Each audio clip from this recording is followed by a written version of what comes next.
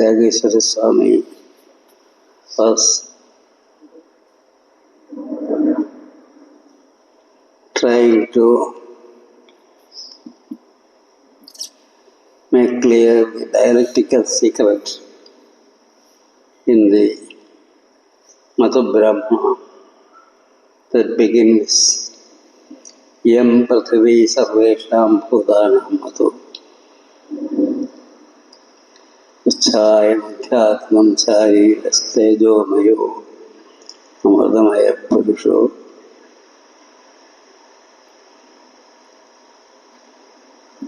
In all these secrets, there is a series of pairs considered in this Madhu Brahma that begins with the pair of Bhumi and Sharira.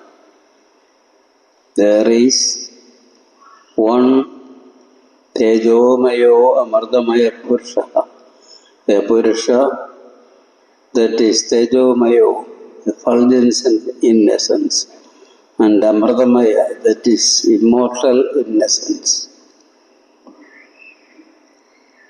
And also there is the same Tejomayo Amardamaya Purusha in the individual's Sharira.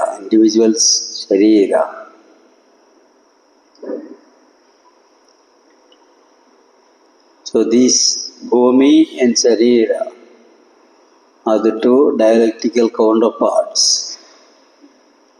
And there is one Tejomayo Amardamaya Purusha in both the Bhumi or Prithvi and Sharira. And that Tejomayo Amardamaya Purusha is to be contemplated on, is to be meditated on. And then finally, that Tejomayo Amardamaya Purusha itself is realized to be what? Ayameva Sayoyam Atmedam Amardam Vedam Brahmedam Sarvam. That is the Atma. Ayoyam Atma. Engane Sayoyam Atmedam Amardam Vedam. That is the Atma. That is the Amrita. That is Brahman. And that is Sarvam.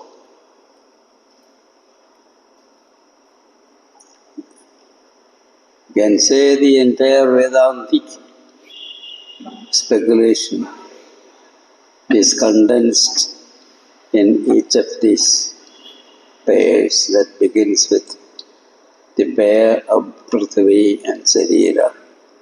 So I don't go into the details because Swami has already covered it.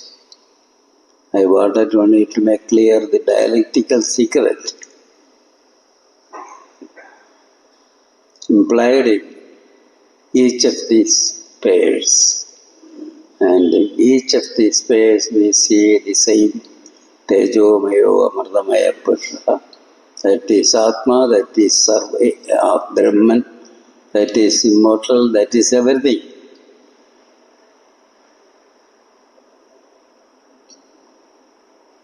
So now I come back to my own topic.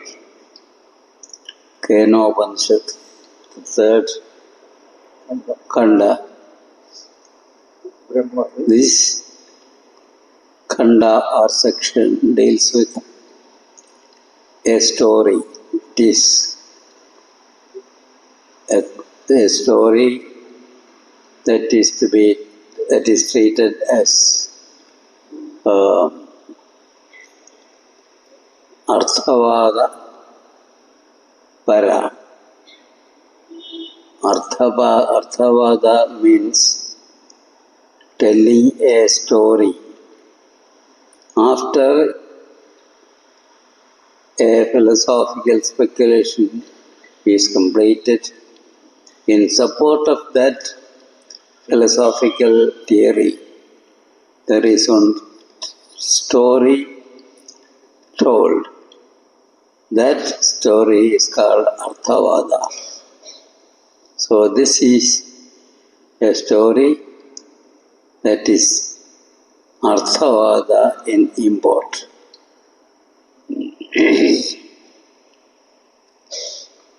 ब्रह्मदेवेभ्यो विजिज्ञे तस्य ब्रह्मणो विजये देवा अमहीयन्त ऐक्षन्दास्माकमेवायं विजयो अस्माकमेवायं विजयेति.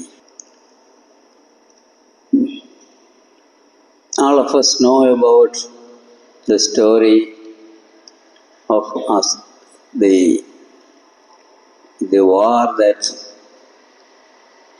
went on for a long time between gods and devas and asuras. And finally, devas had their victory. But here the Upanishad says, Brahma Devebhyo Vijigye. It was not devas who had the victory. It was Brahman who had the victory for the sake of devas. This points towards a sort of basic wrong notion each of us has about our own life, our own activities. When we do something, when you people are here, some people here in front of mine, they take note of what I say. Then they make use of that note for something, and they think, oh, I took this note, I am making use of this. Who gave you this ability to think, ability to take the notes? Did you create this ability in you? No. This is true with all kinds of actions that we happen to do. Is it all these capabilities are in you, not as desired by you or as willed by you? It is only as part of nature. All the capabilities in you to do something, to do anything, is as part of nature. These capabilities were not your own making. Then, is it you who are doing these actions, or is it nature that is doing all these actions? When you think about these actions, you will understand that these actions are done by nature, not by you. In the same way, in the war between Devas and Asuras, both of them tried their best to have victory, but the capabilities in them to have the fight was not their own making. It was nature. And what is nature? Nature, or Prakriti. It is the absolute reality, Brahman, existing creativity. So the creative existence of Brahman itself is called Prakriti. It is Prakriti that works in you when you do all kinds of actions. In the same way, Devas also did the fighting not by using the capability they created, but it was the capability of Prakriti. Then who really had the victory? Upanishad says, Brahma Devebhyo Vidigye.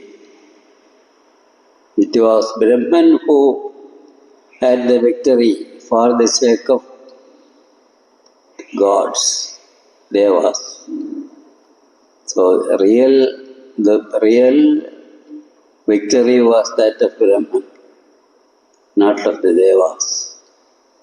So, Brahma Devebhyo Vidigye. Tasya Brahmano Vidaye Deva Amahiyanda. But in that victory of Brahman, Devas had the feeling, oh, we had the victory. In their egoism, they thought, oh, this victory is ours.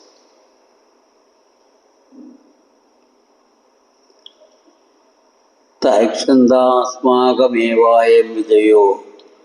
They perceived this victory is ours. This victory is ours. This greatness is ours. The Devas thought, this greatness is ours. This victory is ours. Brahman thought, no, these Devas should be taught a lesson. Therefore, Brahman appeared before them in the form of a yaksha. What is yaksha? A mysterious being. What is the mysterious being for each of us?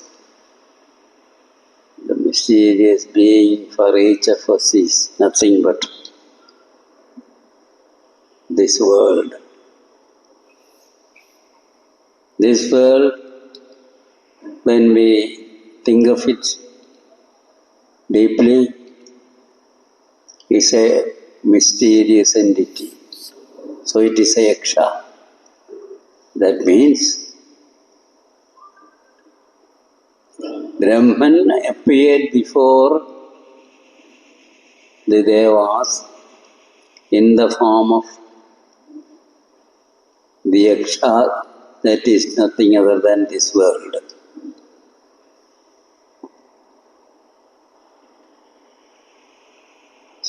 When this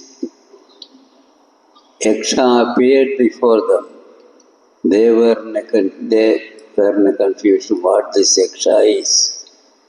So they chose the god Agni, fire gods, to go and find out who this yaksha is. Agni, with all his force, went to Brahman or this yaksha.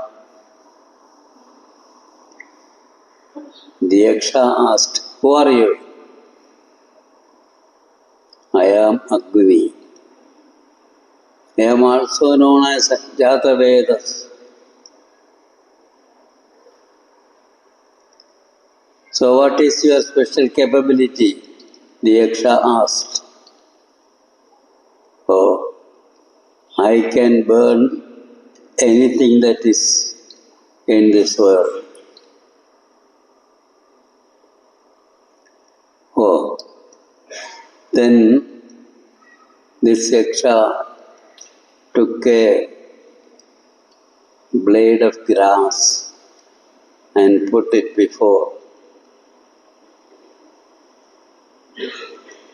the Devas.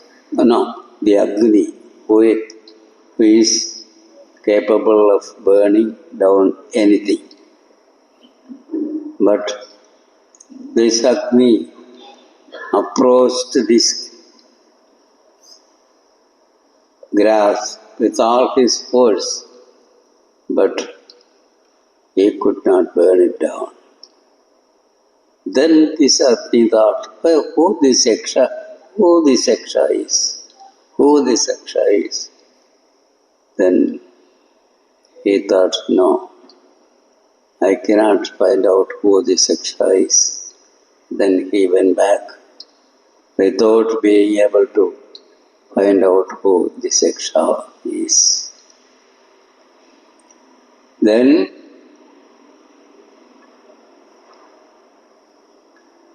the Devas chose Vayu, air, the god of air.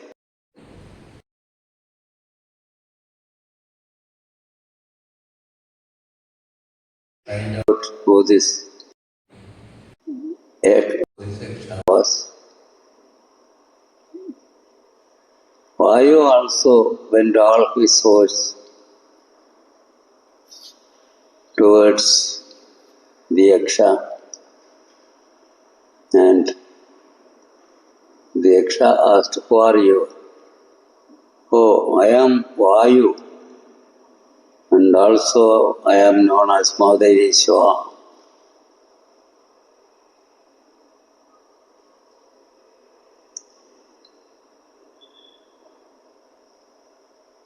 So you are Mahadeveshwara, you are Vayu. Then what is your special capability? Oh, I can blow anything that is in this world.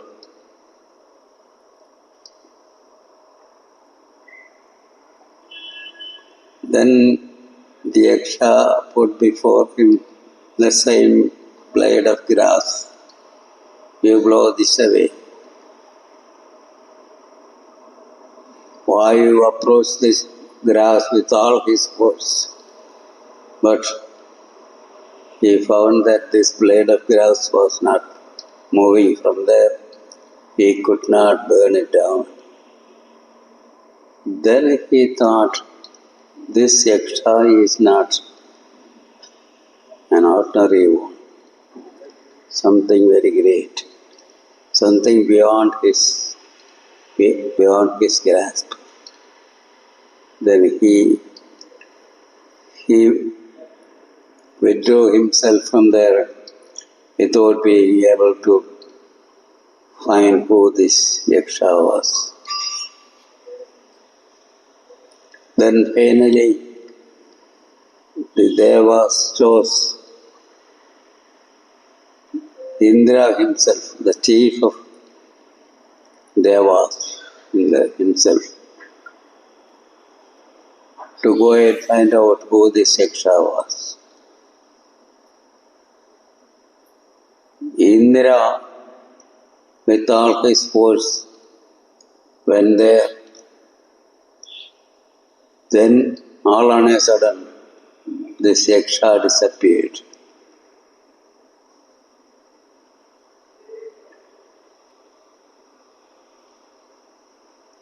And in the place of this Yaksha appeared Uma Kaimavati. Tasminneva agase striyamaya Bhagushohamanam Umam Kaimavati. In the same akasha, in the same space that the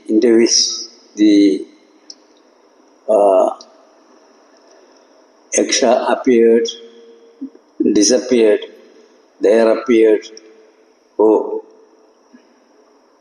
Uma Haimavati, Bahusvabhamanam Umam Haimavati. Very, very beautiful and very, very bright form of the Uma Haimavati appeared to teach Indra who this Yaksha was.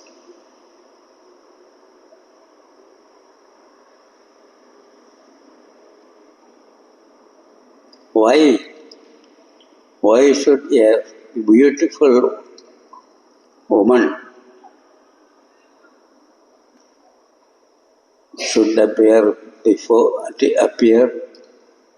to teach Devas who this Yaksha was?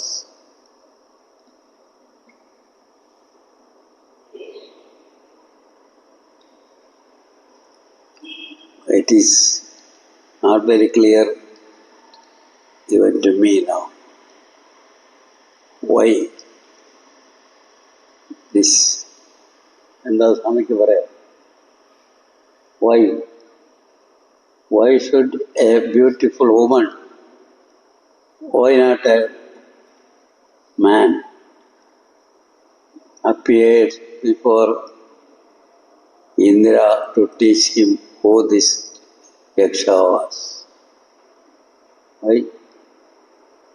എന്തുകൊണ്ടാണ് ഇന്ദ്രനെ പഠിപ്പിക്കാനായി, ഈ യക്ഷനാരാണെന്ന് പഠിപ്പിക്കാനായി ഒരു സ്ത്രീ ബഹുശോഭമാനാം ഉമാം ഹൈമവതിയും Himavad പുത്രിയായ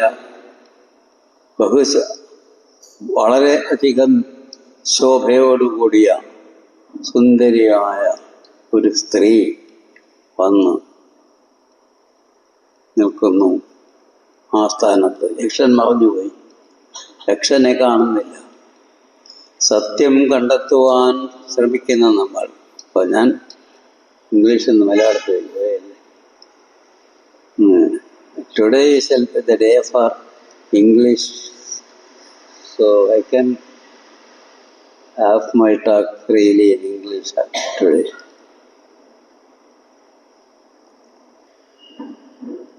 These can be thought of as it is because woman is the one who gives birth to everything.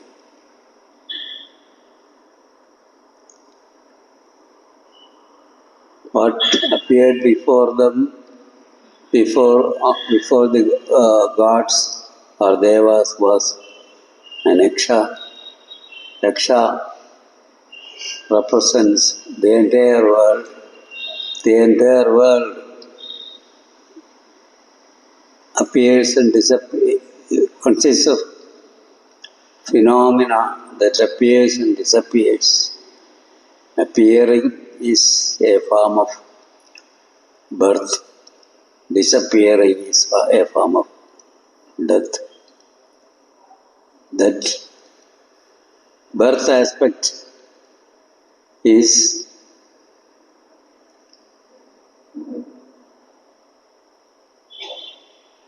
what a mother represents. And Haimavati or Parvati, she represents the entire motherhood in this world, and she also knows the secret of this world. If you go through some Puranas related to Shiva and Parvati, you can see that Shiva teaching Parvati the entire secret of this world, and she is a knower of Brahman. She is a knower of everything. She comes and teaches Devas, and she tells Devas, the Yaksha that you saw was none other than Brahman. It is a Brahman that appears in the form of Yaksha before the Devas. That means it is Brahman that appears before us in the form of this mysterious world. This world is a mysterious one. No one can give explanation to everything that appears in this world. It's a mysterious one. So it is the Yaksha. This is the reason why Indra became the first among the gods. Why? He is the one who happened to know what Brahman is among gods. So he became the chief of gods in the true sense. It is not in the political sense, in the spiritual sense also. He became the first, the leader among the gods. Why? Because he is the one who knew Brahman for the first time among gods. And he taught the other gods. Indra taught the other gods that what they saw before them in the form of the Yaksha was Brahman. And so the other gods, Agni, Vayu and others became chief among gods because they became knowers of Brahman as taught by Indra. What is the kind of teaching that this Uma Haimavati gave to Indra? Mandala said, Tasesha Adesho Yadedat Vidyuto Vidyutita. Such was the teaching given by Uma Haimavati. How is it? Tasesha Adesho Yadedat Vidvido. That reality is just like a vidyut, a lightning. Narayana Guru says, Varvadanayiram Adideyarunna Varvadavole Varan Vivekavarti. Here the Upanishad says it is just like perceiving a lightning.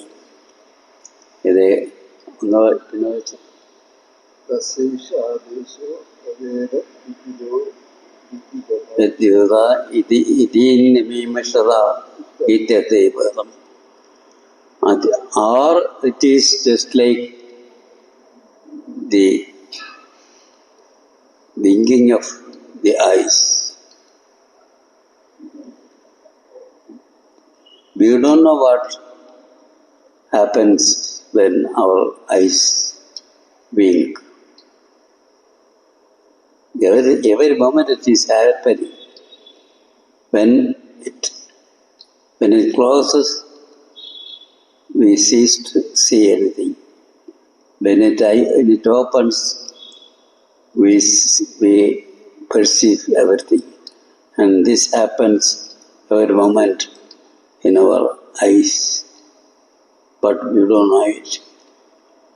It is just like this winking of the eyes. On the one side it is just like lightning, and on the other side it is just like our winking of the eyes. Adhyatmam yadevat gacchadiva chamanam. Adhyatmam gacchadi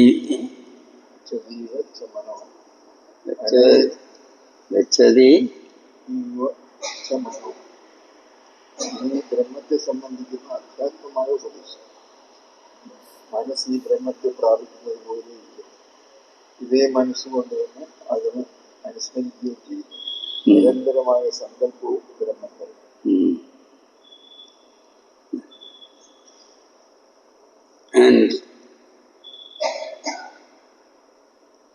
the teaching? Adhyatma. Adhyatma. Now the same teaching is given in the Adhyatma Bhava. Adhyatma means as it is related to one's own being. Adhyatmam yadedat gacchadiva cha mano anena chaidat uvasmaratyabhishnam sankalpa.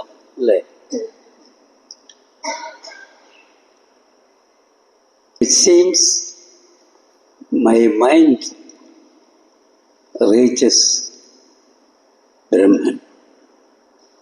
That is, Adhyatma, the teachers, the Adhyatma aspect of the teaching. Adhyatma means the aspect that is related to oneself. The same teaching can be given in the Adhyatma and Adhidevata bhavas. Adhidevata means in the universal aspect. Adhyatma means related to oneself or the individual aspect. Now, related to individual aspect, it seems my mind approaches it. It is our mind that works in the Adhyatma aspect of our wisdom. We think, oh, I know it. Then it becomes something known to me. It is, oh, I remember it. It comes back to my remembrance, my sankalpa. All this happens within an individual. So whether the aspect, the reality is understood from the Adhyatma on the Adhidevata side, universal side, or from the individual side, it is one and the same reality. So Adhidevata and Adhyatma are the two dialectical counterparts with the help of which we intuitively perceive the non-dual Brahman. That is the dialectical secret Nataraja Guru taught. He found this out from all these Upanishads. It is spread out. We saw it as it is spread out in the Madhu Brahmana of the Brihadaranyaka Upanishad. Now we see the same here. On the one side we see the universal aspect of Brahman, and on the other side we see the individual aspect of Brahman. And which is the true Brahman? Neither of the two.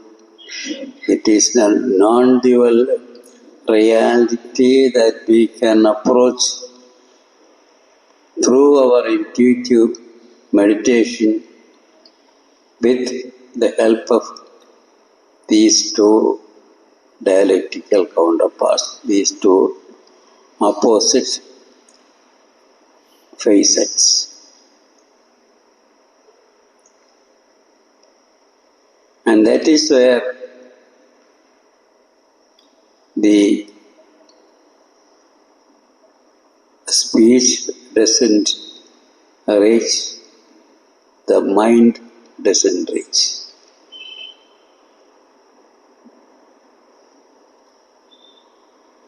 We'll continue tomorrow.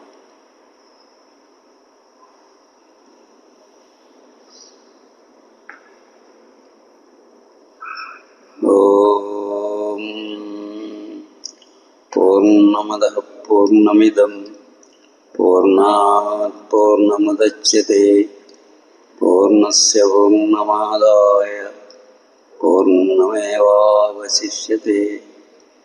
Om Shanti Shanti Shanti.